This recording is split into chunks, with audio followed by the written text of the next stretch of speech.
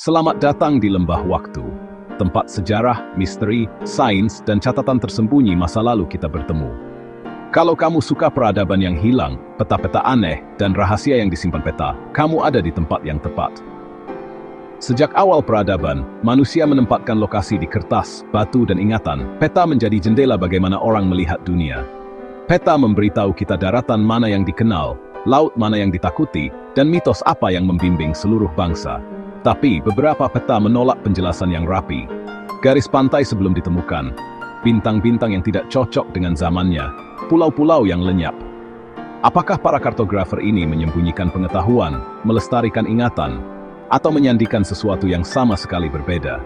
Kita akan menjelajahi dari fragmen Piri Reis hingga peta tongkat Polinesia, peta bintang Tiongkok hingga jalur Laut Arab, dan ke dalam lapisan satelit modern yang mungkin mengungkapkan kebenaran yang hilang. Saya Dinesh Darsena. Mari kita mulai, dan ingat, arsip selalu terbuka. Apakah peta itu alat, rahasia, diagram spiritual, atau catatan sesuatu yang hilang, bahkan mungkin dimensi lain? Kita akan membahas semua itu. Pemberhentian pertama, peta Piri Reis, teka-teki yang memulai perdebatan modern. Apa yang historic simek gauslan tiziain pelus, dan setelah samuna. Ariki peta istati pendenden. Nah. Ditemukan pada tahun 1929 di Istana Topkapi, peta Piri Reis mengejutkan para sarjana dengan garis pantai yang tak terduga. Peta ini menunjukkan sebagian Amerika Selatan dan Afrika dengan ketepatan yang mengejutkan. Beberapa membaca garis selatan sebagai Antarktika, dan bukan hanya garis pantai yang tertutup es, tetapi daratan yang terbuka. Ketika dibandingkan dengan survei penembus es, muncul kecocokan yang menarik, meskipun interpretasinya bervariasi. Piri Reis menulis bahwa ia menyusun peta dari sumber-sumber yang lebih tua, bahkan mengklaim asal-usul Alexandria. Para sarjana menyarankan perpustakaan yang hilang seperti Alexandria sebagai sumber yang mungkin untuk peta-peta sebelumnya. Peta lingkaran Fra Mauro, yang digambar sekitar tahun 1950, menyatukan pengetahuan dari berbagai budaya. Peta ini mencakup referensi yang mengejutkan, pelayaran Tiongkok, jalur perdagangan Afrika, bahkan petunjuk tentang daratan seperti Australia. Pulau-pulau seperti Mazu, monster laut, dan prasasti misterius. Beberapa mengatakan ia menyandikan kebenaran berbahaya dalam mitos. Di dunia yang diatur oleh doktrin, mencampur fakta dengan alegori bisa menjadi cara untuk melestarikan pengetahuan. Karya Fra Mauro mengingatkan kita bahwa peta abad pertengahan adalah kolaborasi global, dirajut dari banyak suara. Selanjutnya, peta langit, peta bintang Tiongkok, dan mandala yang memetakan lebih dari sekadar ruang. Di Dunhuang, sebuah peta bintang yang berasal dari sekitar tahun 700 Mem menunjukkan lebih dari 1.300 bintang dalam susunan yang tepat. Astronomi Tiongkok menghubungkan langit dengan kekuasaan duniawi, memetakan langit adalah hal yang politis dan spiritual. Beberapa konstelasi pada peta Dunhuang tidak cocok dengan langit yang terlihat pada masanya, menunjukkan pelestarian posisi bintang yang lebih tua. Apakah ini kesalahan, atau peninggalan dari langit yang lebih awal yang dibentuk oleh pergeseran aksial? Di India, mandala adalah peta kosmos, berlapis, simbolis, memetakan bidang fisik dan metafisik. Mandala bukanlah peta navigasi dalam arti modern. Mandala adalah instruksi untuk melintasi dunia dalam dan luar. Memetakan langit, mengesahkan penguasa, cermin kosmik untuk otoritas duniawi. Di seluruh Asia, kuil dan kota-kota diselaraskan dengan pola langit. Peta adalah instruksi dalam batu. Jika peta bintang dan mandala menyandikan lapisan realitas yang berbeda, maka peta mungkin adalah alat multidimensi.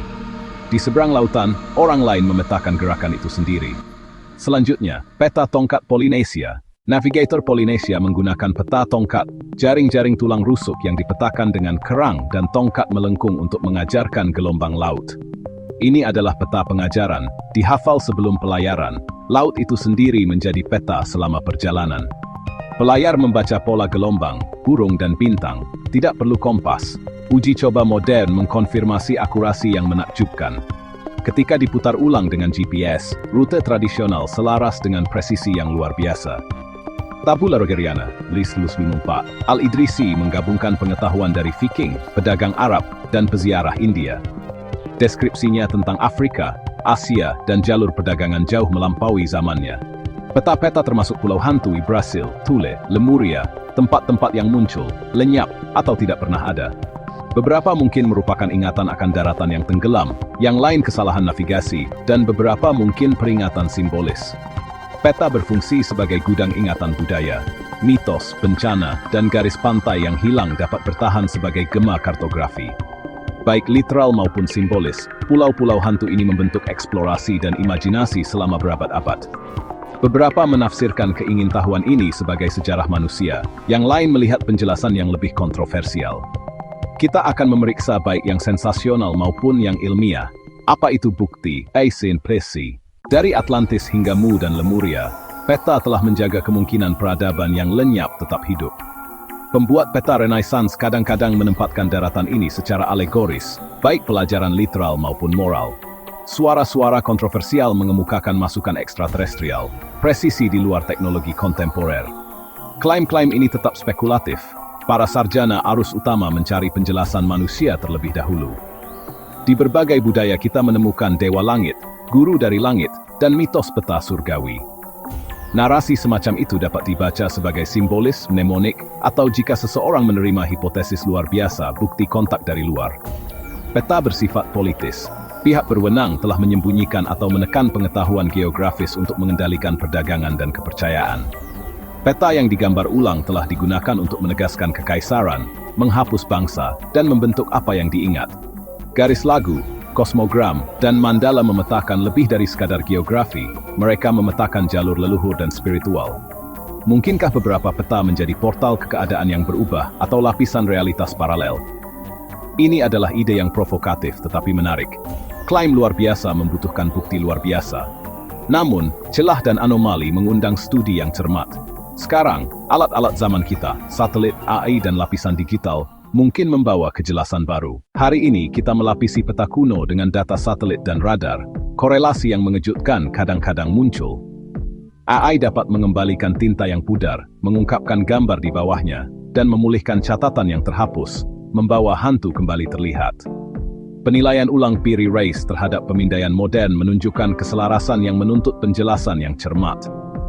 Tapi korelasi bukanlah bukti. Para ilmuwan menguji, memeriksa silang, dan menimbang interpretasi alternatif.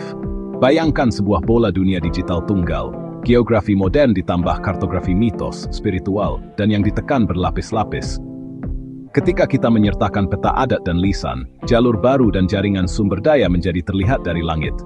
Pemetaan modern juga menunjukkan dampak manusia, cahaya buatan, hilangnya habitat, dan jalur migrasi yang terganggu. Dunia yang kita takan itu penting untuk spesies, sejarah, dan pengelolaan masa depan. Jadi apa yang disembunyikan orang zaman dulu? Mungkin tidak ada yang jahat, tapi segalanya yang manusiawi, ingatan, mitos, pengetahuan, dan ketakutan. Peta tidak pernah statis, mereka adalah arsip hidup semangat manusia, menunggu untuk dibaca dengan mata baru. Jika kamu menikmati perjalanan ini, berlanggananlah ke Infinite Archive dan bergabunglah dengan ekspedisi kami berikutnya ke masa lalu. Arsip selalu terbuka. Sampai jumpa di lain waktu.